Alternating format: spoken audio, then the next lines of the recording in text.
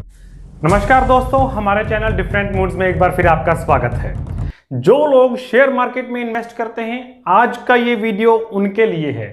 और आज का वीडियो पर्टिकुलर रहेगा आईपीओ कैसे लगाएं, आईपीओ लगाने का सही तरीका क्या है, क्या आईपीओ लगाते समय हमसे गलतियां हो जाती हैं जिसकी वजह से आपको हमेशा ऐसा लगता रहता है कि आपका आईपीओ नहीं आता है, सबका आईपीओ आता है। बहुत सारे आपके दोस्त हैं, जानने वाले हैं जो आईपीओ में ढेर सारा पैसा कमा चुके हैं, लेकिन आपकी वो लॉटरी क्यों नहीं लगती है? कहां आपसे कौन सी ऐसी चूक आईपीओ लगाते समय हो जाती है जिसे आप अपना बैड लक समझकर छोड़ देते हैं और सोचते हैं कि आईपीओ लगाना बेकार है। लेकिन ऐसा बिल्कुल नहीं है। आईपीओ निकलते हैं, आईपीओ प्रॉफिटेबल भी होते हैं और आईपीओ आपका भी आ सकता है। कैसे, ये आज के वीडियो में हम जानेंगे दोस्तों। हालांकि ये कोई श्योरिटी नहीं है। जो टिप्स एंड ट्रिक्स हम आपको बताने वाले हैं, ये साइंटिफिक वे है आईपीओ लगाने का। इन टिप्स एंड ट्रिक्स को फॉलो करने के बाद भी ऐसा बिल्कुल नहीं होगा कि आपका आईपीओ डेड श्योर आ ही जाएगा। सिर्फ आपके आईपीओ आ जाने के चांसेस उससे पहले के मुकाबले में कई गुना बढ़ जाएंगे। पिछले दिनों में हमने देखा कि बहुत सारे आईपीओज आए हैं, आईपीओज की बाढ़ आ चुकी है। क्लीन साइंस, तत्व चिंतन, एमी ऑर्गेनिक्स, इन सभी आईपीओज ने इतने बड़े लिस्टिंग गेन्स इन्वेस्टर को दिए हैं कि आईपीओज के अंदर रुझान पहले के मुकाबले में बहुत बढ़ गया है। और आने वाले समय के अंदर पेटीएम, एलआईसी, ऐसी बड़ी बड़ी कंपनियों के आईपीओज आने वाले हैं। तो आज का ये वीडियो उन लोगों के लिए बहुत इंपॉर्टेंट है जिनको लगता है कि आईपीओ के मामले में उनका लक खराब है। हो सकता है इस वीडियो को देखने के बाद उनका लक पहले के मुकाबले में कुछ बेटर हो आईपीओ के रिगार्डिंग। चलिए शुरू करते हैं दोस्तों। कई लोगों के पास 2 डीमेट अकाउंट है और वो दोनों के अंदर ही आईपीओ लगा देते हैं। तो एक आईपीओ एक पर्सन को एक ही लगाना होता है। मान लीजिए कोई भी एक आईपीओ आता है, आपने अपने एक डीमेट अकाउंट के अंदर उस आईपीओ को अप्लाई कर दिया। लेकिन अगर आपके पास दूसरा डीमेट अकाउंट भी है जो किसी और कंपनी में आप चला रहे हैं, तो उस डीमेट अकाउंट के अंदर आप आईपीओ अप्लाई नहीं कर सकते। वो ऑटोमेटिकली वैसे तो रिजेक्ट हो जाएगा, लेकिन इन केस वो एक्सेप्टेंस आ जाती है तो टेक्निकल ग्राउंड्स के ऊपर आपका सब्सक्रिप्शन जो है वो एक्सेप्ट नहीं होगा।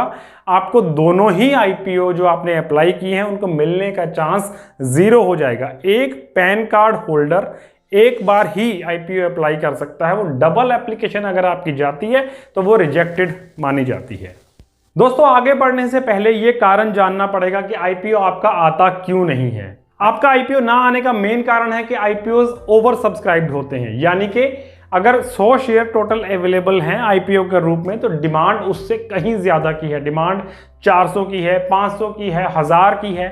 इसे हम कहते हैं ओवर सब्सक्रिप्शन। यानी कि नंबर ऑफ शेयर्स कम है लेकिन लेने वालों की गिनती बहुत ज्यादा है। अगर कोई आईपीओ अंडर सब्सक्राइब्ड है, यानी कि डिमांड 90 शेयर्स की है लेकिन अवेलेबल 100 शेयर हैं, तो जाहिर है सबको वो आईपीओ मिलेगा।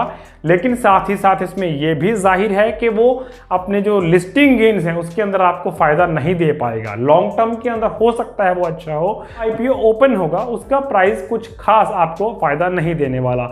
जब आईपीओ ओवर सब्सक्राइब्ड होता है तभी वो लिस्टिंग गेन्स के अंदर आपको फायदा पहुंच जाता है। तो कई बार आईपीओ 2 गुना, 3 गुना, 4 गुना बहुत ज्यादा सब्सक्राइब हो जाते हैं। इनके अंदर 3 तरह की कैटेगरीज होती हैं, रिटेल कैटेगरी, क्यूआईबी और इंस्टीट्यूशनल। आप क्यूआईबी इंस्टीट्यूशनल में इस समय ना जाएं, क्योंकि हम जिन लोगों के लिए वीडियो बना रहे हैं वो रिटेल इन्वेस्टर्स हैं। तो हमें देखना है कि रिटेल कैटेगरी कितने % ओवर सब्सक्राइब हुई है। इस समय जब ये वीडियो बन रहा है तो पारस डिफेंस का आईपीओ चल रहा है और 320 गुना अब तक वो सब्सक्राइब हो चुका है। This is called over subscription. तो ऐसे में आपको क्या करना है कि आपके आईपीओ आने के चांसेस बढ़ जाएं। सबसे पहले तो आपके डीमैट अकाउंट जितने ज्यादा हैं, यानी कि एक पर्सन के ज्यादा डीमैट अकाउंट से कोई फर्क नहीं पड़ेगा, आपके फैमिली मेंबर्स में आपका, आपकी वाइफ का, आपके पेरेंट्स का, बच्चों का, जिसका भी आपने डीमैट अकाउंट ओपन किया हुआ है, सभी अकाउंट्स के अंदर आप आईपीओ को अप्लाई करेंगे। लेकिन यहाँ याद रखेंगे कि एक नाम से सिर्फ एक बार ही आईपीओ को अप्लाई करेंगे। अब जब आपने आईपीओ अप्लाई करना है तो उसका लॉट साइज होता है। कोई भी आईपीओ आपने देखा होगा 14,000 से लेके 15,000 के बीच में उसका एक मिनिमम लॉट साइज होता है और मैक्सिमम आप लगभग 2 लाख रुपए इन्वेस्ट कर सकते हैं। ये हम बात कर रहे हैं रिटेल इन्वेस्टर्स की। तो जब आप आईपीओ को अप्लाई करेंगे तो एक मिनिमम लॉट साइज जो है शेयर प्राइस के हिसाब से, जो 14-15 हज़ार का मिनिमम लॉट साइज होता है, एक अकाउंट के अंदर आप मिनिमम लॉट साइज अप्लाई करें, दूसरे अकाउंट के अंदर आप मैक्सिमम जो लॉट साइज है वो अप्लाई करें, यानी जो लगभग 2 लाख रुपए बनता है वो अप्लाई करें। अगर आपके पास 2 से ज्यादा डीमैट अकाउंट हैं और आप 4, 5, 6 अकाउंट्स के अंदर आईपीओ अप्लाई करना चाहते हैं तो 3 अकाउंट्स के अंदर सिंगल लॉट साइज अप्लाई करें, 3 अकाउंट्स के अंदर फुल लॉट साइज अप्लाई करें। इससे होगा क्या कि जब भी कोई आईपीओ ओवर सब्सक्राइब होता है तो कंपनी एक पॉलिसी डिसाइड करती है कि जिन लोगों ने एक एक लॉट अप्लाई किया है उन सभी को हम एक एक लॉट जरूर देंगे, या फिर जिन लोगों ने maximum number of lots apply किए हैं, यानी कि फुल जो 2-2 लाख रुपए वाले लॉट अप्लाई किए हैं, उनको हम कम से कम एक एक लॉट जरूर देंगे। तो ये कंपनी की पॉलिसी पर डिसाइड करता है और कोई नहीं जानता कि कौन सी कंपनी किस आईपीओ के लिए क्या पॉलिसी अपना सकती है। इसलिए आप दोनों तरफ चांस ले सकते हैं, सिंगल लॉट भी लगाएं और मैक्सिमम लॉट भी लगाएं। इससे आपके आईपीओ आने के चांसेस बढ़ जाते हैं। दोस्तों, साथ ही साथ जब भी आप अगर एक से ज़्यादा डीमैट अकाउंट्स के अंदर आईपीओ अप्लाई कर रहे हैं तो ये एक इन लाइन होने चाहिए। मान लीजिए आपके घर में 6 मेंबर्स हैं, आपने 6 मेंबर्स का ही डीमैट अकाउंट ओपन किया हुआ है, तो जब आप आईपीओ अप्लाई करने वाले हैं तो जहां तक मुमकिन हो कोशिश कीजिए कि फटाफट एक के बाद एक आप अप्लाई करते रहें। यानी जितना उनका सीरियल नंबर सेम होगा उतना आपको बेनिफिट मिलेगा। और ये बेनिफिट मैक्सिमम अगर आप लेना चाहते हैं तो आप बैंक के थ्रू ASBA मोड के थ्रू वहां एप्लीकेशन फाइल करें। एप्लीकेशन नंबर सीरियल वाइज होंगे, यानी मान लीजिए 3907, 3908, 3909, 3910। इससे होगा क्या, कई बार कंपनी डिसाइड करती है रैंडमली कि हर 6 लोगों के बाद एक पर्सन को हम आईपीओ दे देंगे, हर 4 लोगों के बाद हम एक पर्सन को आईपीओ दे देंगे। इससे भी आपके आईपीओ आने के चांसेस बढ़ जाएंगे। सपोज आपने 6 एप्लीकेशंस लगाई हैं और कंपनी का आईपीओ 3 गुना सब्सक्राइब होता है और कंपनी डिसाइड करती है कि हम हर चौथे व्यक्ति को आईपीओ देंगे, हर चौथे एप्लीकेशन नंबर को आईपीओ एक जरूर अलॉट करेंगे। तो अगर आपके 6 के 6 एप्लीकेशन नंबर सीरियल वाइज हैं तो आपका इस पॉलिसी के अंतर्गत आईपीओ आना तय है। आईपीओ लगाते समय एक गलती जो आम तौर पर लोग करते हैं, वहां बिड प्राइस वहां लोग फीड कर देते हैं अपने आप से। बिड प्राइस फीड करना रिटेल इन्वेस्टर के लिए ठीक नहीं है, वो इंस्टीट्यूशनल के लिए, QIB के लिए ठीक है, वो बहुत गहरी समझ रखते हैं, उनके लिए वो बेटर है। लेकिन रिटेल इन्वेस्टर को चाहिए कि वो हमेशा कट ऑफ प्राइस पर क्लिक करे।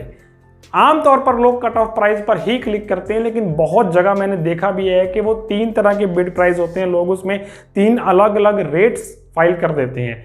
आपने देखा होगा कि मान लीजिए एक आईपीओ आ रहा है 100 रुपए का, तो उसका प्राइस रेंज होता है 100 रुपए से लेके 105 रुपए तक, 104 रुपए तक।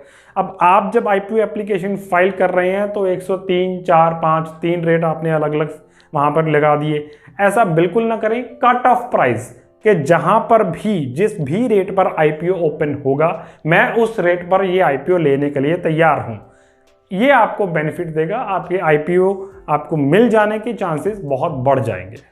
दोस्तों, आईपीओ जब भी आता है आमतौर पर 3 दिनों के लिए ओपन रहता है और हम वेट करते हैं। इंडियंस की मेंटेलिटी है लास्ट मोमेंट पर काम करने की।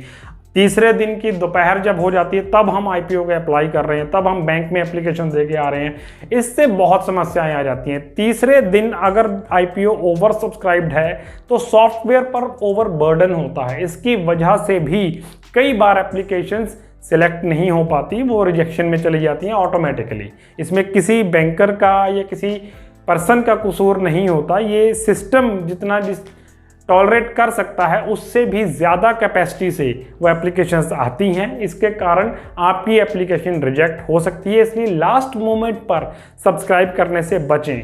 QIB NII की सब्सक्रिप्शन इतनी ज़्यादा होती है तीसरे दिन को कि रिटेल इन्वेस्टर को उसमें नुकसान उठाना पड़ सकता है। यहाँ कहने का भाव बिल्कुल भी ये नहीं है कि आप आईपीओ ओपन होते ही पहले दिन बिल्कुल पहली मोमेंट पर ही उसको अप्लाई करें, बल्कि हमारी पर्सनल राय रहेगी कि पहले दिन आप आईपीओ को अप्लाई ना करें।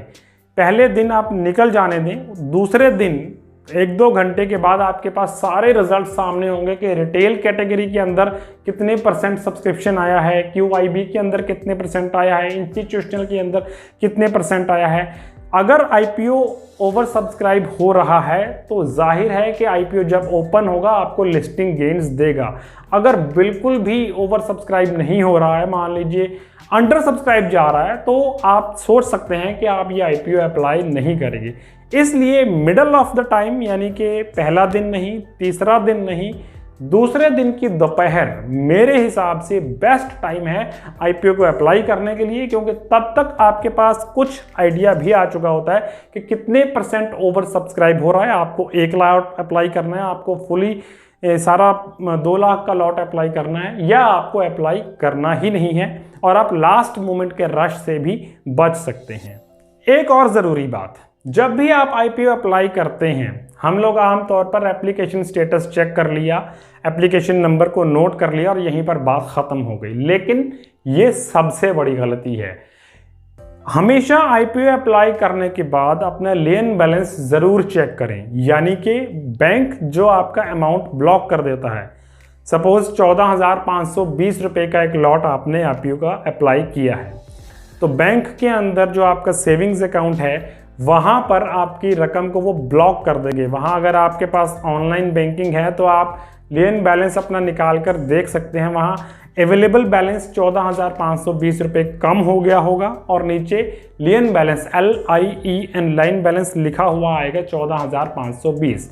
ये रकम आपकी तब तक ब्लॉक रहती है जब तक आपका IPO स्टेटस क्लियर नहीं हो जाता। या तो आपको IPO मिलेगा और आपके बैंक अकाउंट से वो रकम डिडक्ट हो जाएगी, अगर आपको नहीं मिलेगा तो लेन बैलेंस ख़त्म हो जाएगा और आपके अवेलेबल बैलेंस के अंदर वापस वो रकम जुड़ जाएगी। तो अगर आपका लेन बैलेंस क्रिएट नहीं हुआ है, इसका मतलब कहीं ना कहीं कोई टेक्निकल फॉल्ट है, आपका IPO प्रॉपरली अप्लाई नहीं हुआ है। तो लेन बैलेंस चेक करना बहुत ज़रूरी है। अगर किसी ऐसी कंपनी का IPO आ रहा है जिसकी लिस्टिंग पहले भी मार्केट में है, जैसे कि उज्जीवन बैंक का IPO आया था, HDFC की कई कंपनीज हैं, HDFC life, HDFC securities, HDFC bank, HDFC AMC, बहुत सारी कंपनीज हैं। तो उज्जीवन बैंक की अगर हम एग्जांपल लेते हैं तो उज्जीवन बैंक का IPO 48 गुना सब्सक्राइब हुआ था। लेकिन जिन लोगों के पास पहले से उज्जीवन बैंक के दूसरे शेयर्स थे, उन लोगों के लिए हर 4 के पीछे 1 शेयर की गारंटी कंपनी ने दी थी कि उन्हें वो IPO मिलेगा ही मिलेगा। इसलिए जिस भी कंपनी का IPO आ रहा है उसकी पेरेंट कंपनी का अगर आप शेयर पहले से बाय कर लेते हैं तो वो डेफिनेटली आपको कुछ चांसेस बढ़ाकर देता है कि आपको वो IPO भी मिल जाएगा।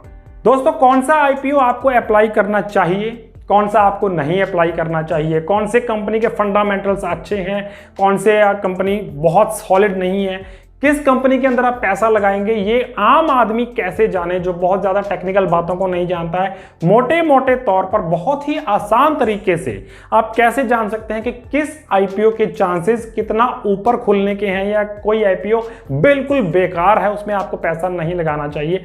ये सब चीज़ें आप एक आम आदमी के तौर पर कैसे डिसाइड करेंगे, बहुत आसानी से। तो इस तरह इसी टॉपिक पर हमने एक और वीडियो बनाया है जिसका लिंक आपको नीचे डिस्क्रिप्शन में मिल जाएगा। फिर भी इस सब के बावजूद अगर आपके सवाल मन में हैं तो आप नीचे कमेंट बॉक्स में जाकर ज़रूर लिखें, हम यथासंभव उसका उत्तर देने का प्रयास करेंगे। वीडियो को लाइक करें, चैनल को सब्सक्राइब करें, देखते रहें डिफरेंट मूड्स। Thank you.